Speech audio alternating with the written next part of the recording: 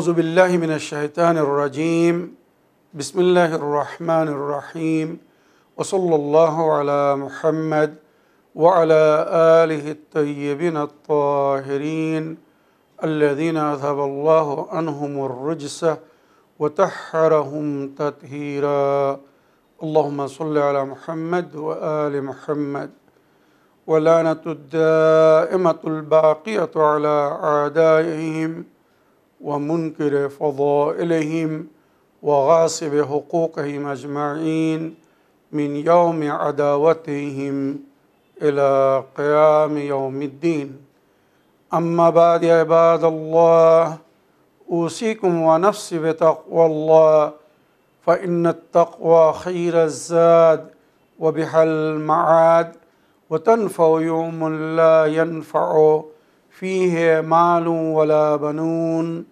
إلا من أتى الله بقلب سليم وصلى الله على محمد وعلى آله الطيبين الطاهرين اللهم صل على محمد وآل محمد وعجل فرجهم আমার প্রিয় দর্শক ও শ্রোতাবৃন্দ আসসালামু আলাইকুম ওয়া রাহমাতুল্লাহি ওয়া বারাকাতুহু আপনাদের সকলকে আন্তরিক সালাম ও শুভেচ্ছা জানিয়ে আজকের অনুষ্ঠান ইসলাম ইন বাংলায় আপনাদেরকে স্বাগতম জানাই।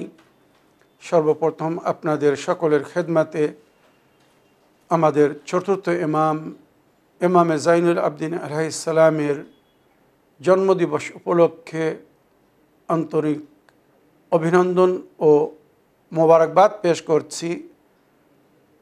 আশা করি আপনারা যে যেখানে আছেন ভালো আছেন, কুশল ও মঙ্গলে আছেন, সুখে থাকুন, শান্তিতে থাকুন, সমস্ত প্রকারের দুঃখ কষ্ট থেকে মুক্তিতে থাকুন। আল্লাহ রব্বুল আলামিনের কাছে এই কামনা করি।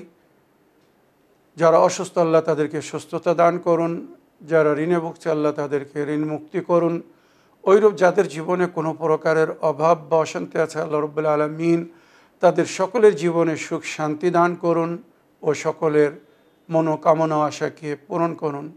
আমাদের সকলকে সৎ পথে চলার, অসৎ পথ থেকে দূরে থাকার এবং এক অপরকে সৎ উপদেশ দেওয়ার তৌফিক দান করুন। আমরা যেন সত্য বা হক জিনিসকে জেনে শুনে মেনে তার উপরে আমাল করে সেটা অন্যদের সামনে তুলে ধরতে পারি বা সকলের কাছে পৌঁছে দিতে পারি। আল্লাহ রব্বুল আলামিন আমাদেরকে সেই মনোবল ও নেক তৌফিক দান করুন। আমিন ইয়া রাব্বাল আলামিন। এই দোয়ার সঙ্গে আজকের পর্ব শুরু করতে চলেছি। যেমন খুতবার শুরুতে বললাম, ইমামে জাইনুল আবদিন আলাইহিস সালামের শুভ জন্মদিবস 15ই জামাদুল আউয়াল শুক্রবারের দিন। তাই ওনার শুভ জন্মদিবসকে স্মরণে রেখে আজকের এই এপিসোড আপনাদের জন্যে রেকর্ড করছি। ইমামে জাইনুল আবদিন আলাইহিস সালাম আমাদের চতুর্থ ইমাম। ওনার পুরো নাম আলী ইবনুল হুসাইন, আর ওনার ডাকনাম ছিল বা কুনিয়াত আবুল হাসান, আবু মোহাম্মদ বা আবু আবদুল্লাহ ওনাকে বলা হতো। ওনার একটি ছেলের নামও হোসাইন ছিল, ওই জন্য ওনাকে আবুল হোসাইনও বলা হতো। আর ইমাম জাইনুল আবদিন আলাইহিস সালামের যে বিখ্যাত পদবী বা লাকাব যেটা ওনার নামের সঙ্গে ব্যবহার হয় বা নামের জায়গায় আমরা অধিকাংশ যেটা শুনে থাকি সেটা হচ্ছে জাইনুল আবেদিন। ওনার আসল নাম হচ্ছে আলী ইবনুল হুসাইন। ইমাম হোসেন আলাইহিস সালাম নিজের সমস্ত ছেলেদের নাম নিজের পিতার নামের উপরে রেখেছিলেন। শুধু আলী মানে আলী ইবনুল হুসাইন জাইনুল আবেদিন আলাইহিস সালাম, তারপরে আলী আকবর, আলী আসগর, যাতে বুঝতে অসুবিধে না হয়। জানাবে আলী আকবর ওনার দ্বিতীয় ছেলে ছিলেন, মনে রাখবেন। তার সত্ত্বেও বা তারপরেও ওনাকে আলী আকবর বলা হয়, আলী আসগরের চেয়ে তো উনি বড় ছিলেন বলে। আর সবচেয়ে ছোট ছেলে ছিল আলী আসগর, তাই ওনাকে আলী আল আসগর বলা হয়। ওনার আসল নাম হচ্ছে আবদুল্লাহ আর রদি। জানাবে আলী আসগরের আসল নাম হচ্ছে আবদুল্লাহ আর রদি, মনে রাখবেন। আর জানাবে আলী আকবরকে, যিনি যুবক ছিলেন, কারবালার ময়দানে শহীদ হয়েছিলেন, ওনাকে আলী আল আওসাত বলা হয়, মানে মাঝখানের আলী। প্রথম আলী ইমামে জাইনুল আবদিন আলাইহিস সালাম, দ্বিতীয় মানে মাঝখানের আলী ছিলেন হযরত আলী আকবর, আর তৃতীয় আলী ছিলেন জানাবে আলী আসগর। মনে রাখবেন। তো ইমামে জাইনুল আবদিন আলাইহিস সালামের প্রধান পদবী বা লাকাব হচ্ছে জাইনুল আবেদিন।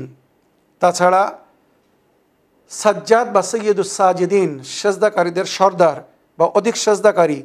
জুসফনাত, ওনার উপাসনা বা ইবাদতের কারণে হাঁটু বা কপালে আপনারা জানেন দাগ হয়ে যায়, আবার ওটা আস্তে আস্তে শুকিয়ে যায়।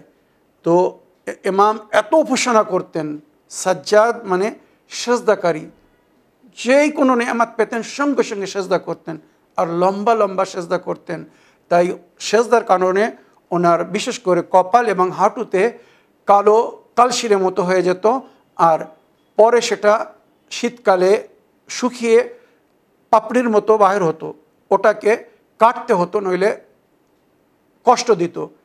তাই ওনাকে জুসফনাত বলা হয়, মনে রাখবেন। আরও জাইনুল আবদিন আলাইহিস সালামের অনেক উপাধি আছে, লাকাব আছে, যার মাধ্যমে ওনাকে স্মরণ করা হয়। তো এখন আমি ওনার জীবনের শুধু সারাংশ এবং ওনার একটি বিশেষ কেরামত এবং ওনার কিছু মূল্যবান বাণী, যার মধ্যে আমাদের জন্য অনেক সুন্দর শিক্ষা লুকিত আছে, আমি আপনাদের সামনে তুলে ধরতে চাই। ওনার জন্মের তারিখ ইতিহাসে দুটি তারিখ লেখা হয়েছে, এক 15ই জামাদুল আউয়াল, আর দ্বিতীয় শাবান মাসের 5 তারিখ। মনে রাখবেন 38 হিজরিতে উনি জন্মগ্রহণ করেছিলেন মদিনায়, আর 35 বছর ওনার ইমামাতের পিরিয়ড ছিল। 61 হিজরিতে কারবালার ময়দানে যখন ওনার পিতাকে মুহররমের 10 তারিখে শহীদ করে দেওয়া হয়, মানে ইসলামিক মাসের প্রথম মাসেই 10 তারিখে। তো 61 হিজরি থেকে নিয়ে 95 হিজরি পর্যন্ত এই 35 বছর ছিল ইমাম জাইনুল আবদিন আলাইহিস সালামের ইমামাতের পিরিয়ড। বিশ্বাস করুন, ইমামে জাইনুল আবদিন আলাইহিস সালামের অস্তিত্ব বা উনি এমন এক ব্যক্তিত্বের মালিক ছিলেন, ওনার বিষয়ে আহলে সুন্নাত ভাইদের বুজুর্গানরাও প্রশংসা করেছেন যে ইমামে জাইনুল আবদিন আলাইহিস সালাম ওনার পিতার পরে, যে জাইনুল আবদিন আলাইহিস সালামের চোখের সামনে কারবালার পুরো ঘটনা, তারপরের যে বেদনা কষ্ট সব কিছু সবার পরেও জাইনুল আবেদিন নিজের মনোবল হারাননি, নিজের দায়িত্ব থেকে মুক্ত হননি। যেমন অন্য ইমামরা প্রকাশ্যরূপে নিজের দায়িত্ব পালন করেছিলেন, ইমামে জাইনুল আবদিন আলাইহিস সালামকে হয়তো সেই অনুমতি ছিল না পাবলিককে, সাধারণ পাবলিককে অ্যাড্রেস করার, গ্যাদারিংকে সম্বোধিত করার, অ্যাড্রেস করার, বক্তব্য রাখার। তাই ইমামে জাইনুল আবদিন আলাইহিস সালাম দুয়ার মাধ্যমে নানার উম্মতকে বা নিজের দাদার শিয়াদেরকে বা নিজেদের অনুগামী অনুসারীদেরকে সুন্দর শিক্ষা দিয়ে গেছেন। ওনার দুয়ার মজমুয়া, যাকে সাইফায়ে সাজ্জাদিয়া বলা হয়, এই বই যদি কেউ পুরো বইটি একবার পড়ে, তার অর্থ বুঝে তার উপরে আমাল করে, তো সে আল্লাহর ওলি হয়ে যাবে। মনে রাখবেন, অন্য ইমামরা প্রকাশ্যরূপে যে দিনের খেদমত করে গেছেন, ইমামে জাইনুল আবদিন সালাম চুপ থেকে, নীরব থেকে সেই সমস্ত দায়িত্ব সুন্দরভাবে পালন করে গেছেন। যেখানে কথা বলার অনুমতি থাকতো না, উনি দুয়ার মাধ্যমে শিক্ষা দিতেন। এত সুন্দর সুন্দর দুয়া উনি পড়েছিলেন, পেছনে যারা থাকতো তারা বুঝতে পারতো যে ইমাম এই দুয়ার মাধ্যমে আমাদেরকে কি বলতে চাচ্ছেন, কি শিক্ষা দিতে চাচ্ছেন, আল্লাহর এক বান্দাকে কেমন হতে হবে, কিভাবে দিনের পথের প্রতীক হতে হবে, কিভাবে আমাল করতে হবে, কার কি হক বা কার কি অধিকার। ইমাম দুয়ার মাধ্যমে এবং চিঠির মাধ্যমে এগুলো সুন্দরভাবে দুনিয়াকে শিখিয়ে গেছেন, বলে গেছেন। তাই ওনার রেসালাতুল হুকুক, 50টি অধিকার ইমামে জাইনুল আবদিন আলাইহিস সালাম বয়ান করে গেছেন, লিখে গেছেন। উম্মাতে মুসলিমা বিশেষ করে আর সাধারণভাবে পুরো বিশ্ব যদি এই হুকুক আদায় করে, যেটা শিয়াদের ইমামে জাইনুল আবদিন আলাইহিস সালাম বয়ান করে গেছেন, বলে গেছেন বা লিখে গেছেন। এই রেসালাতুল হুকুকের ওপরে যদি বিশ্ববাসীরা আমাল করে তো বিশ্বে কোথাও অশান্তির সৃষ্টি হবে না, কেউ কারোর সঙ্গে শত্রুতা করবে না, কেউ কারোর বিরুদ্ধে লড়াই করবে না, কেউ কারোর বিরুদ্ধে কোর্ট কাছারিতে যাবে না। সবাই যখন নিজের হক পেয়ে যাবে, অধিকার পেয়ে যাবে, কারোর বিরুদ্ধে তখন কারোর নালিশ থাকবে না, ঝুট ঝামেলা ঝগড়ার প্রয়োজনই হবে না। চিন্তা করুন, এত সুন্দর শিক্ষা কে দিয়ে গেছেন? ইমামে জাইনুল আবিদিন আলাইহিস সালাম।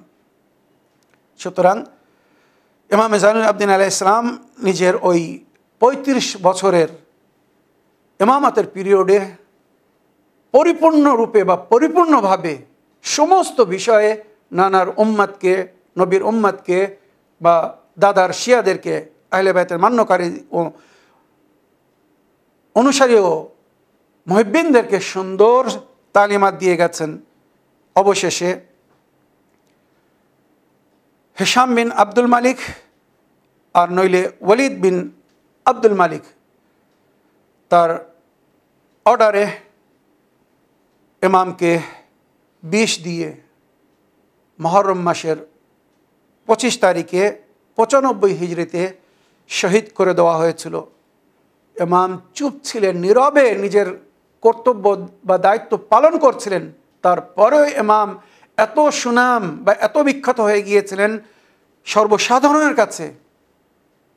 শিয়া আহলে বাইতের মান্যকারী ছাড়া যারা শিয়া বা আহলে বাইতের মান্যকারী ছিল না, সাধারণ মানুষ ছিল বা অন্যদের মান্যকারী ছিল, তার মধ্যে যাদের বিবেক ছিল, বুদ্ধি ছিল, ন্যায়পরায়ণ ছিল বা সামান্য ইনসাফ যাদের মধ্যে ছিল, চক্ষু লজ্জা যাদের মধ্যে ছিল,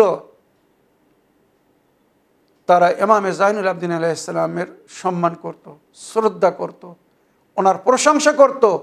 তাই বানু উমাইয়ার জালিম রাজারা সেটা সহন করতে পারত না, সহ্য করতে পারেনি, তাই ওনাকে বিষ দিয়ে শহীদ করে দিয়েছিল। জান্নাতুল বাকিতে ইমামে হাসান আলাইহিস সালাম মানে ওনার চাচার পাশে ওনার কবর, যেটাকেও নাসিবিরা মিসমার করে দিয়েছে। ওনার পিতা ইমামে হোসাইন, ওনার মা জননী ছিলেন জানাবে শাহরবানু, পারস্যের রাজার কন্যা ছিলেন উনি। ওনার স্ত্রী উম্মে আবদুল্লাহ বা ফাতেমা বিনতে ইমামে হাসান আলাইহিস সালাম, ইমাম হাসান আলাইহিস সালামের কন্যা, নিজের চাচাতো বোনকে উনি বিবাহ করেছিলেন। আর মোহাম্মদ, আবদুল্লাহ, হাসান, হোসাইন আকবর, জায়দ, আমর, হোসাইন আল আসগর, আব্দুর রহমান, সুলাইমান, আলী, খাদিজা, মোহাম্মদ আল আসগর, ফাতেমা, আলিয়া, উম্মে কুলসুম, এই হচ্ছে ওনার সন্তান আদিদের নাম। আর ইমামে জাইনুল আবিদিন আলাইহিস সালামের টোটাল বয়স ছিল 57 বছর। ইমামে জাইনুল আবিদিন আলাইহিস সালাম 57 বছর এই দুনিয়ায় ছিলেন। উনি 38 হিজরিতে মদিনায় জন্মগ্রহণ করেছিলেন আর 95 হিজরিতে ওনাকে বিষ দিয়ে শহীদ করা হয়েছিল। ইমামে জাইনুল আবিদিন আলাইহিস সালাম পবিত্র কাবা ঘরে তাহতাল মিজাব মানে মিজাবুর রহমা যাকে বলা হয়, যারা কাবা ঘরে গিয়েছেন সরাসরি দেখেছেন, আর যারা ওখানে যাননি তারা হয়তো ফটো দেখেছেন। কাবা ঘরের ছাদে যখন বৃষ্টিপাত হয় তো ওই বৃষ্টির পানির নিচেই নামে যে পারনালা দিয়ে সোনার একটা পারনালা তৈরি করা আছে, ওই পারনালাকে মিজাবুর রহমা বলা হয়, আল্লাহর রহমতের বর্ষণায়। আর ওই পারনালার নিচে ওখানে জানাবে ইসমাইল এবং জানাবে হাজরার কবর, বা ইসলামিক ইতিহাস বা রওয়ায়াত হিসাবে পবিত্র কাবা ঘরের যে সাহেন শরীফ মানে আঙিনা বা উঠোন আমরা বলি, কাবা ঘরের ওই আঙিনায় প্রায় 70 জন নবীর কবর আছে ওখানে। বিশেষ করে হিজরে ইসমাইল যাকে বলা হয়, একটা গোল ঘেরাও আছে ওখানে, আপনারা দেখেছেন ওই মিজাবুর রহমাতের নিচেই। ওখানে নাকি আল্লাহর বিশেষ ওলি আউলিয়া বা কিছু নবীদের কবর আছে, যেখানে জানাবে হাজরা এবং জানাবে ইসমাইলেরও কবর ওখানেই, মনে রাখবেন। তো ওইখানে বসে ইমামে জাইনুল আবদিন আলাইহিস সালাম আল্লাহর উপাসনা করছিলেন, আল্লাহর ইবাদত করছিলেন। এবারে যে রওয়ায়াতটি উল্লেখ হয়েছে আপনাদেরকে পড়ে শোনাচ্ছি,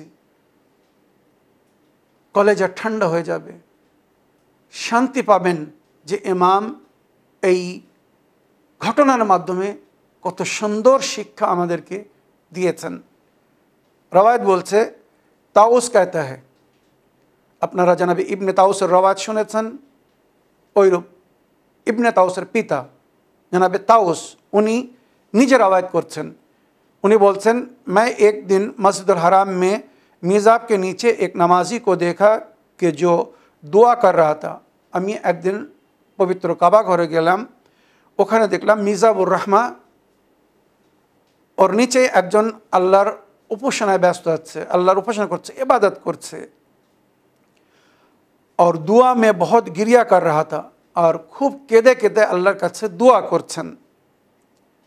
जब उस आदमी ने नमाज ख़त्म की तो मैं उसके पास गया। যখন উনি নিজের নামাজ শেষ করলেন আমি ওনার কাছে গেলাম, তো देखा तो वो इमाम अली इब्न हुसैन थे। আমি যখন নিকটে গেলাম সামনে থেকে দেখলাম উনি কাবা ঘরের দিকে মুখ করে নামাজ পড়ছিলেন, পিছন থেকে চেহারা দেখা যাচ্ছিল না। যখন নিকট থেকে আমি ওনাকে দেখলাম তো পেলাম উনি আলী ইবনে হুসাইন ইমামে জাইনুল আবদিন আলাইহিস সালাম।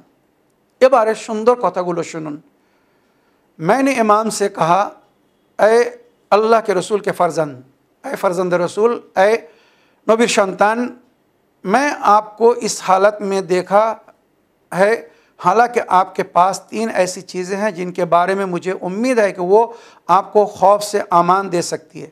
আমি আপনাকে অনেক সময় ধরে দেখছি, ফলো করছি, আপনি আল্লাহর উপাসনা করছেন, তারপরে আন্তরিকতার সঙ্গে উপাসনা করার পরে আপনি কেঁদে কেঁদে আল্লাহর কাছে দোয়া করছেন। আমার মনে হয় আপনার কাছে 3টি এমন জিনিস আছে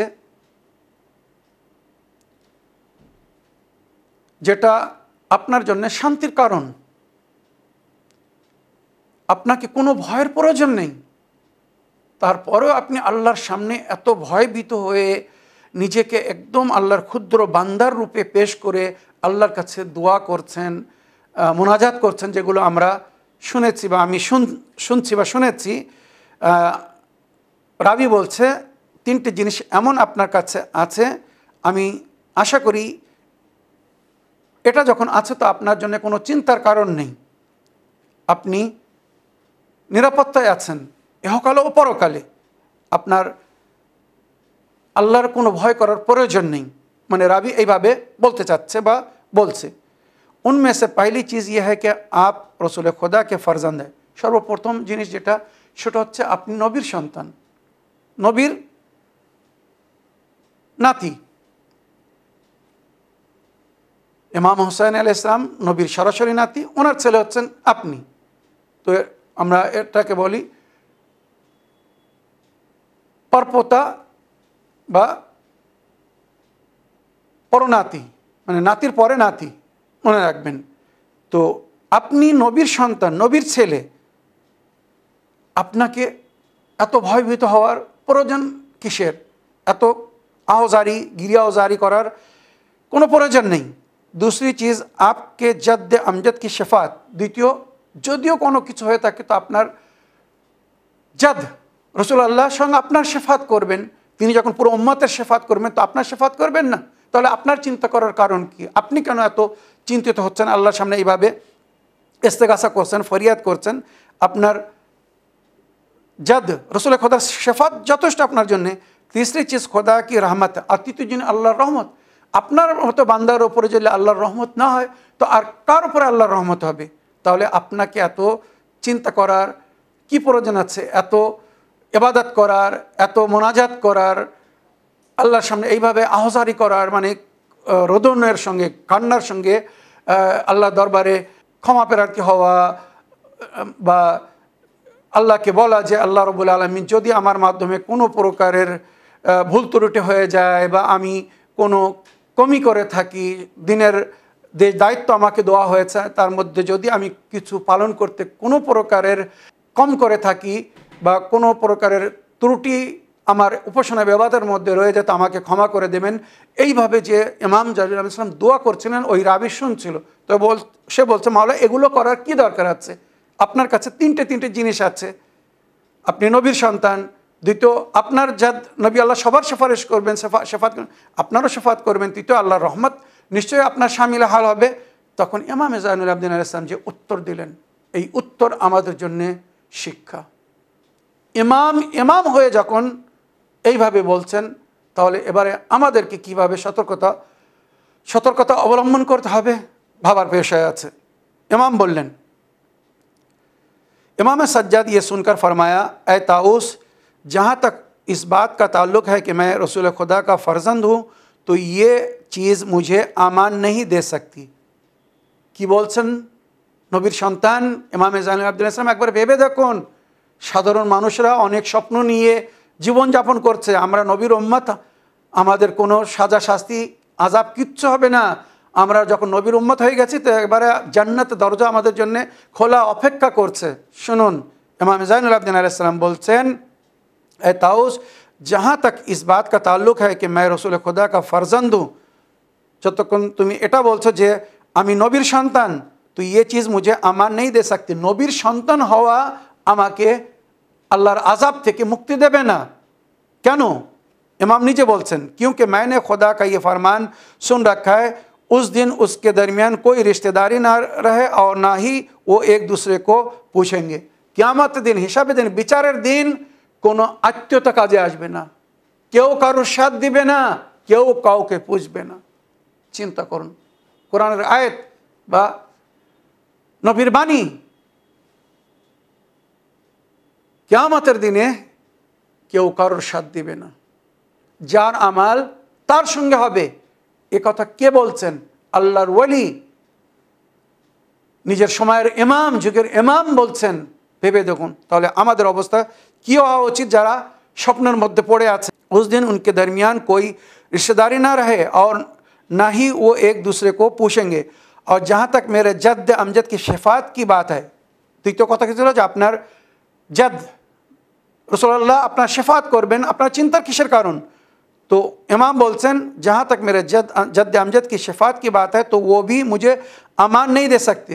আমার जद रसूलुल्लाह আমাকে আমান দিতে পারবেন না, क्योंकि अल्लाह ताला फरमाता है वो सिर्फ उसी की शफात करेंगे जिससे अल्लाह राज़ी होगा। रसूल खुदा তার शफात করবেন, শুধু তার शफात করবেন যার থেকে আল্লাহ রাজি হবেন, মানে शफात করার অনুমতি দেবেন, যার জিকির কোরআনে হয়েছে। কেউ शफात করতে পারবে না ইল্লা মান উযিনা লাহ, হ্যাঁ, যার জন্যে অনুমতি দেওয়া হবে। এবারে যদি কেউ সারা জীবন খোদা না করুক, পাপ করে যায়, অন্যায় করে যায়, রসুলের হুকুম বিরোধী কাজ করে যায়, রসুলের ওসিয়ত বিরোধী কাজ করে যায়, নবী যে জিনিসগুলো ফলো করতে বলেছেন যদি সেইগুলো ফলো না করে, না মেনে চলে, সে কি করে আশা রাখে যে পরকালে নবী আমার শেফাত করবেন? নবী তাকে দেখে তাকে জিজ্ঞাসা করবেন, আমি আমার পরে আমার উম্মতের হেদায়েতের জন্য, কিয়ামত পর্যন্ত আমার উম্মতের হেদায়েতের জন্য কোরআন এবং আহলে বায়তকে ছেড়ে এসেছিলাম, তুমি কোরআন এবং আহলে বায়তকে কেন ফলো করনি? বা কিছুরা হয়তো বলবে, আল্লাহ নবী আমরা তো আল্লাহর কিতাব কোরআনে মজিদকে ফলো করেছি। তখন নবী বলবেন, তার সঙ্গে আমার আহলে বায়তকেও তো আমি ছেড়েছিলাম, যার ইতাতের হুকুম, মহব্বতের হুকুম কোরআনে দেওয়া হয়েছে। তো তুমি যদি কোরআনকে মানতে, তাদের ইতাত করতে, তাদের মহব্বত করতে, তাদেরকে ভালোবাসতে, তাদের অধীনে থেকে কাজ করতে, তুমি কি করে বলছো তুমি কোরআনের মান্যকারী, যেখানে তুমি কোরআনের এই আয়াতের উপরে আমল করোনি?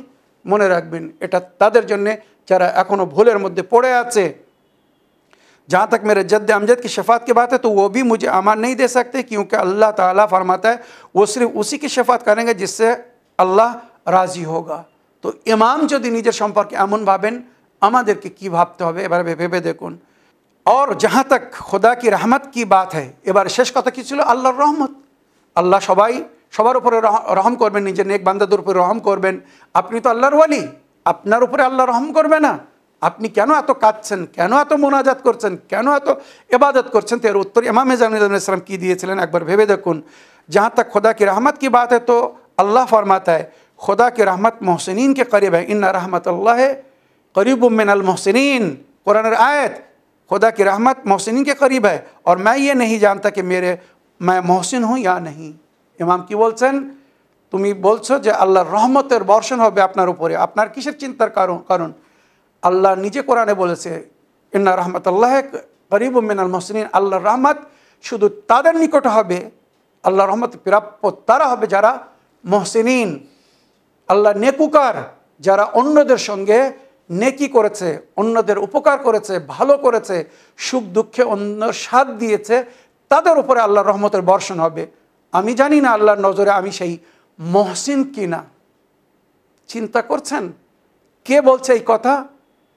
যার গোসল দেওয়ার সময় পিঠে কালো কালশিরা দাগ দেখে সাহাবেরা জিজ্ঞাসা করছিলেন ইমামে বাকের আলাইহিস সালামের কাছে, ওনার ছেলের কাছে, যে আপনার পিতার পিঠে এই কালো কালশিরা দাগ কেন? তো ইমামে বাকের আলাইহিস সালাম তাদেরকে উত্তরে বলেছিলেন, আমার পিতা রাতের অন্ধকারে নিজের দাদা হযরত আলী আলাইহিস সালামের মতো খেজুর আর রুটি নিয়ে গলিতে গলিতে বেরিয়ে বেড়াতেন রাতের অন্ধকারে, আর এক এক ঘরের দরজায় গরিব গরিব এলাকায় যেতেন, পাড়ায় যেতেন, আর জিজ্ঞাসা করতেন তোমাদের মধ্যে কেউ আছো যে না খেয়ে ঘুমিয়েছ?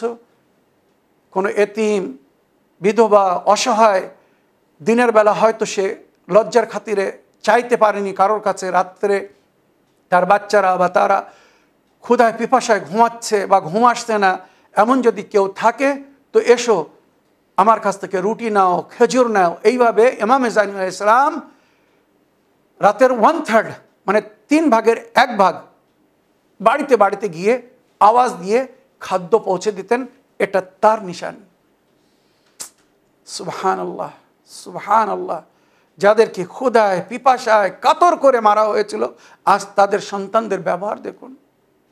রাতের অন্ধকারে পানাহার নিয়ে বাড়িতে বাড়িতে যাচ্ছে, কেউ ক্ষুধায় থাকো তো খাদ্য নিয়ে নাও, পিপাসায় থাকো তো পানি নিয়ে নাও। এই হচ্ছেন ইমামে জাইনুল আবদিন আলাইহিস সালাম। কত বড় মহসিন ছিলেন উম্মতের উপর, একবার ভেবে দেখুন। সেই মহসিন বলছে আমি জানি না আল্লাহর নজরে আমি মহসিন কিনা, এহসান করনেওয়ালা কিনা। তাহলে আমাদেরকে কি করতে হবে, কিভাবে আমাল করতে হবে ভেবে দেখুন। এই যে এত সুন্দর একটা শিক্ষা এই ঘটনার মধ্যে, আশা করি এর উপরে আমরা আমাল করার চেষ্টা করব, এই বিষয়ে ভাববো। এখানে আমি ইমামে জাইনুল আবদিন আলাইহিস সালামের এক সেবক, এক খাদিমের একটা ছোট ঘটনা শোনাতে চাই, যার মধ্যে আমাদের জন্য একটা সুন্দর উপায় বা উপকারিতা আছে। ইমামে জাইনুল আবদিন আলাইহিস সালাম নিজের খাদিমদের সঙ্গে ভাইয়ের মতো বা ছেলের মতো ব্যবহার করতেন। ও আমার বাড়ির চাকর, নৌকার বা খাদিম, ওকে আমার সঙ্গে বসার, আমার পাশে বসার, আমার সঙ্গে চলার অধিকার নেই, দূরে থাকতে হবে, পিছনে থাকতে হবে। যেটা বড়দের ব্যবহার হয় আপনারা জানেন, ধনীদের ব্যবহার হয়। ইমামে জাইনুল আবদিন আলাইহিস সালাম নিজের সেবকদেরকে, খাদিমদেরকে নিজের পাশে বসিয়ে পানাহার করাতেন, সঙ্গে নিয়ে যেতেন। কোনো প্রয়োজন হলে নিজের জন্যে কোনো জিনিস কেনার আগে তাদেরকে জিজ্ঞাসা করতেন তোমাদের কোনো প্রয়োজন থাকে তো আগে তোমরা নিয়ে নাও। ঈদের সময় যখন পোশাক কিনতেন তো আগে খাদিমদের জন্যে তাদের মনোনীত পোশাক কিনতেন, তারপরে নিজের বউ বাচ্চাদের জন্য পোশাক কিনতেন। এই ছিল ইমামে জাইনুল আবদিন আলাইহিস সালামের ব্যবহার। তাই খালিদ, এখানে মানাকিব ইবনে শাহর আশবের মধ্যে যে ঘটনাটা উল্লেখ হয়েছে, ইমাম বাকের আলাইহিস সালাম নিজে এই ঘটনা শুনিয়েছিলেন। ওনার পিতার এক সেবক ছিল আবু খালিদ আল কাবুলি, আবু খালিদ আল কাবুলি। আর ঘটনাটা যে বইতে লেখা হয়েছে মানাকিবে ইবনে শাহর আশব, রাবি ইমামে বাকের আলাইহিস সালাম। চিন্তা করুন, ওখানে লিখছেন যে একদিন আমার পিতার সেবক মানে ইমামে জাইনুল আবদিন আলাইহিস সালামের খাদিম আবু খালিদ কাবুলি ইমামে জাইনুল আবদিন আলাইহিস সালামের কাছে আসছে। কি সুন্দর ব্যবহার করতেন, কিভাবে খেয়াল রাখতেন সেটাও শুনুন। আর তাছাড়া এই ঘটনার ভিতরে একটা শিক্ষা আছে, একটা উপায় আছে, তাদের জন্যে যাদের উপরে অনেক অনেক সময় জিন বশ করে আসে। আপনারা জানেন আমাদের সমাজে, আমাদের নলেজে এমন অনেকেই আছে যারা জিনের মাধ্যমে পীড়িত। তো আজকের এই ঘটনা তাদের জন্য একটা সুন্দর উপায়, ভালো করে মন দিয়ে শুনবেন। আবু খালিদ আল কাবুলি এসে বলছে, মাওলা, আমি আপনার সেবক, আপনার খাদিম, আপনি আমাকে যা বলেন আমি সেটা করি। মাওলা, আপনার সেবা করা আমার স্বভাব বা আমার অভ্যাস বা আমার কর্তব্য, আমি আপনার সেবা করে খুব শান্তি পাই। কিন্তু মাওলা, আপনাদের কথা অনুযায়ী বা আল্লাহ রসুলের আদেশ অনুযায়ী মাতা পিতারও খেয়াল রাখতে বলা হয়েছে। মাওলা, অনেক দিন হয়ে গেছে আমি আমার মাতা পিতাকে দেখেনি, তারা এখান থেকে অনেক দূরে আফগানিস্তানে বসবাস করত, কাবুলে। মাওলা, আমার মন চাচ্ছে আমার মাতা পিতার দেখার, আমি তাদের সঙ্গে একটু সাক্ষাৎ করতে যেতে চাই, যদি আপনি অনুমতি দেন। তবে মাওলা, আমি আগে বলছি, আমার কাছে এই সফরে যাওয়ার জন্য যে পয়সার প্রয়োজন যাদের আমার কাছে নেই। মাওলা, যদি আপনার কৃপার নজর হয় তো আমি আমার মাতা পিতার সঙ্গে সাক্ষাৎ করতে যেতে চাই। ইমাম রাজা আলাইহিস সালাম বলেন, অবশ্যই যাও, অবশ্যই যাও। তবে তুমি তো আমার বাড়ির অবস্থা জানো, সব কিছু তোমার চোখের সামনে। এই মুহূর্তে তোমাকে দেওয়ার জন্যে বা তোমার যে পয়সার প্রয়োজন, অতটা পয়সা আমার বাসায় নেই। তাই আমি তোমাকে একটা উপায় বলে দিচ্ছি, তোমার পয়সার আমি ব্যবস্থা করে দিচ্ছি, যদি তুমি আমার কথা শোনো তো তোমার জন্যে যাদের আর ব্যবস্থা হয়ে যাবে। মাওলা বলুন। তখন ইমাম জাইনুল আবেদিন আলাইহিস সালাম বললেন, শাম দেশ থেকে এক সওদাগর আসছে,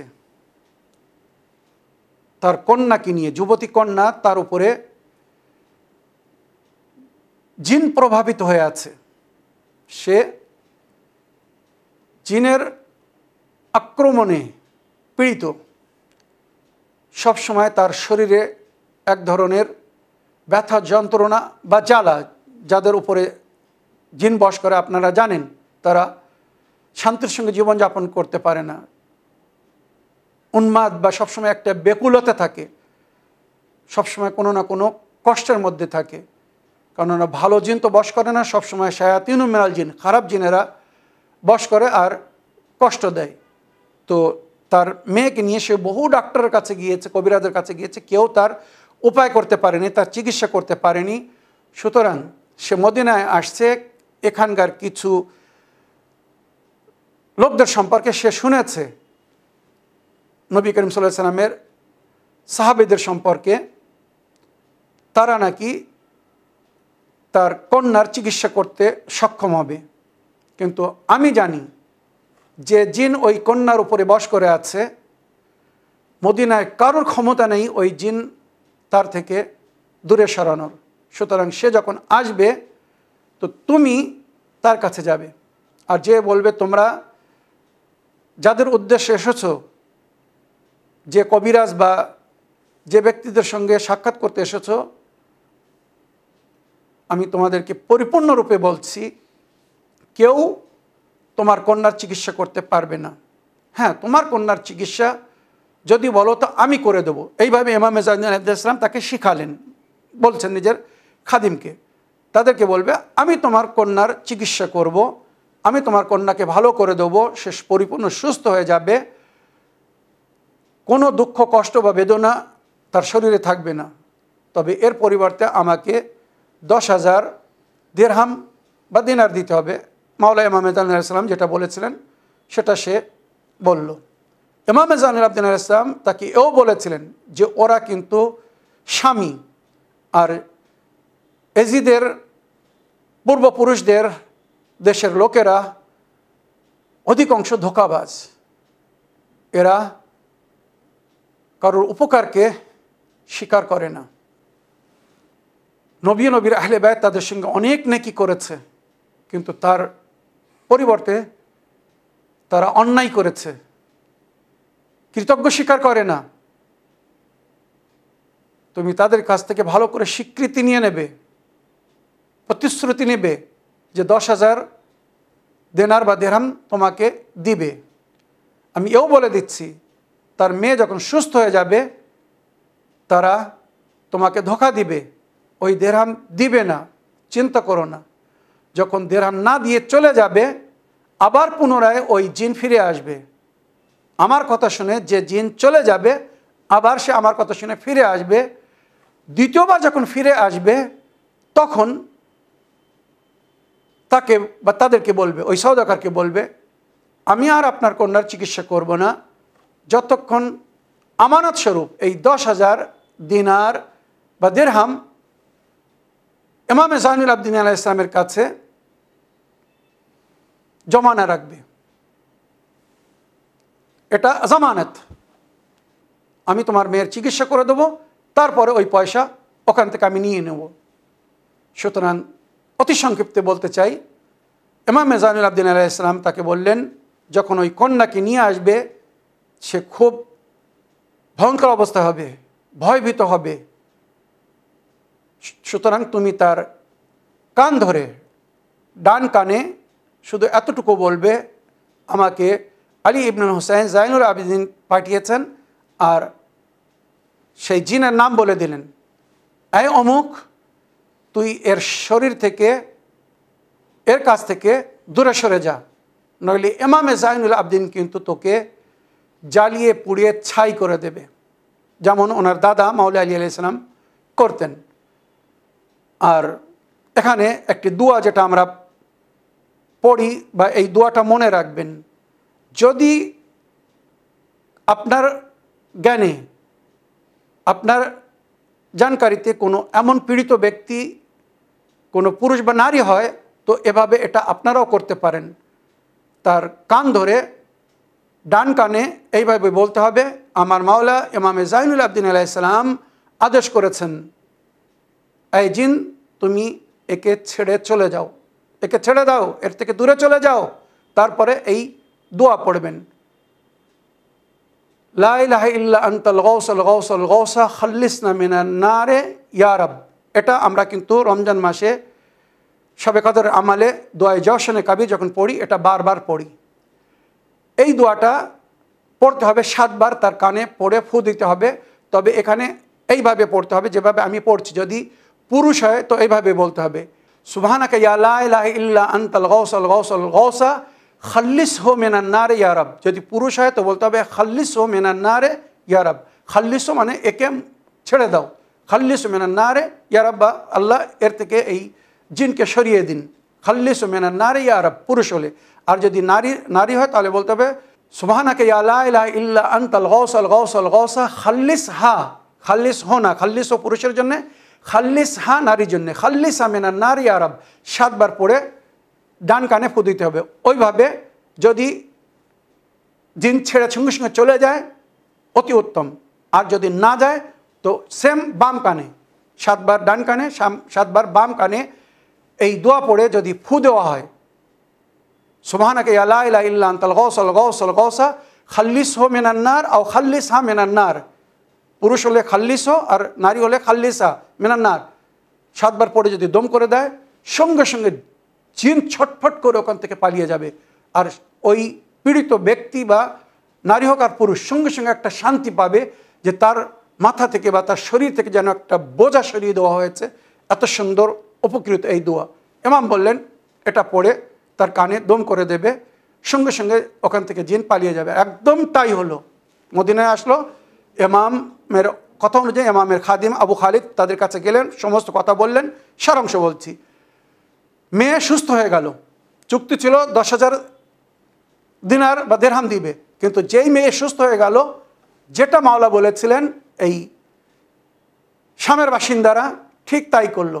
বেঈমান, বেদিন, এজিদের পূর্বপুরুষদের অনুগামী অনুসারী। সুতরাং তারা বলল পরে দেবো, বা কোনো একটা বাহানা করে ওখান থেকে চলে গেল।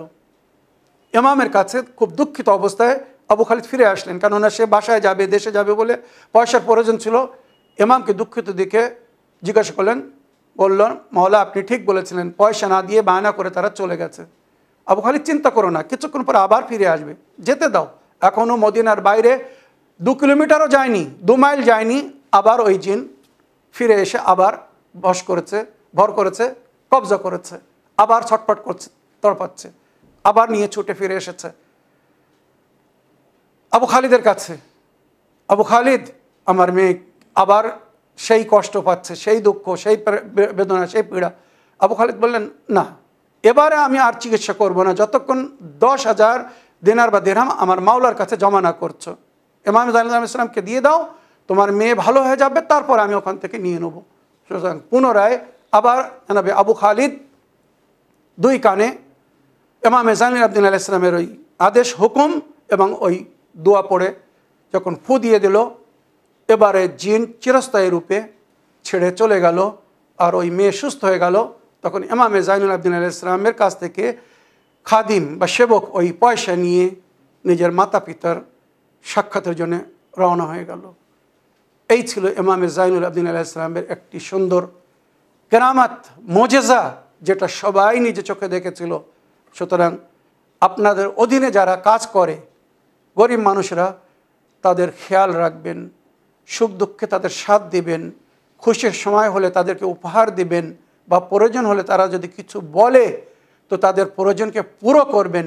যেমন ইমাম জাইনুল আবদিন আলাইহিস সালাম ওই সেবক বা খাদিমের প্রয়োজনকে পুরো করেছিলেন। এরপরে ইমাম দুয়া দিলেন, যাও মা বাপের খেদমত করো, আমার সঙ্গে থেকে আমার খেদমত করে যে সওয়াব পাচ্ছিলে, তুমি যদি তোমার মাতা পিতার খেদমত করো তো আল্লাহ তোমাকে সেই সওয়াব, সেই আজর সওয়াব দান করবেন। কত বড় কথা! আল্লাহ আমাদেরকে তৌফিক দান করুন, যাদের মাতা পিতা বেঁচে আছে তারা যেন দুনিয়ায় নিজের মাতা পিতার সেবা করে, খেদমত করতে পারে, তাদের প্রয়োজনকে পুরো করতে পারে। রব্বের হামহুমা কামা রাব্বায়ানি সাগীরা, হে আমার প্রতিপালক, আমার মাতা পিতার উপরে ওইভাবে রহম করুন, দয়া করুন, মায়া করুন, যেমন বাল্যকালে তারা আমার উপরে দয়া করেছিল, মায়া করেছিল। মাতা পিতার খেদমত করুন। যদি মাতা পিতা রাজি না হয়, আল্লাহ কখনো রাজি হবে না। তো ইমাম জাইনুল আবদিন ইসলামের এই ঘটনা থেকে আমরা একটা শিক্ষা পাই যে মাতা পিতার সেবা যদি কেউ করে, খেদমত করে, তো সে নিজের যুগের ইমামের সেবা করার, খেদমত করার সওয়াব পাবে।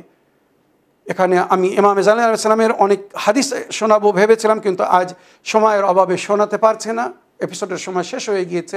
ইনশাআল্লাহ যদি তৌফিক দান করে তো অন্য কোনো সময় ইমাম জাইনুল আবদিন ইসলামের অতি সুন্দর এবং মূল্যবান কিছু বাণী আপনাদের সামনে তুলে ধরার চেষ্টা করব। অবশেষে আরও একবার আপনাদের সকলকে আন্তরিক অভিনন্দন জানিয়ে মোবারকবাদ পেশ করে আজকের বক্তব্য এখানে শেষ করছি। আশা করি এই খুশির দিনে, এই আনন্দের দিনে আপনারা যেখানে নিজেদের জন্য, আপনদের জন্য দোয়া করবেন, আমাদেরকেও দোয়াতে স্মরণে রাখবেন। ইমামে জাইনুল আবদিন আলাইহিস সালামের জিয়ারত পড়বেন। আজ খুশির দিন, ওনার নামে কিছু দান খায়রাত করবেন বা সাদকা করবেন, যেটা ইমামে জাইনুল আবদিন আলাইহিস সালাম আমাদেরকে শিখিয়েছেন। আর জিয়ারতে পরে 2 রাকাত নামাজে জিয়ারত পড়ে ইমামে জাইনুল আবদিন আলাইহিস সালামকে উপহার দিবেন, হাদিয়া করবেন। ইনশাআল্লাহ ইমামে জাইনুল আবদিন আলাইহিস সালামের তরফ থেকে যে রিটার্ন গিফট বা দুয়া বা আশীর্বাদ পাবেন, তার মূল্য হয়তো আমরা ভাবতেও পারি না। আল্লাহ আমাদের খেদমতকে কবুল করুন। এই বলে আজকের বক্তব্য এখানে শেষ করলাম। ওয়া আখিরু দাওয়ানা আলহামদুলিল্লাহি রাব্বিল আলামিন। ওয়াসসালামু আলাইকুম ওয়া রাহমাতুল্লাহি ওয়া বারাকাতুহু।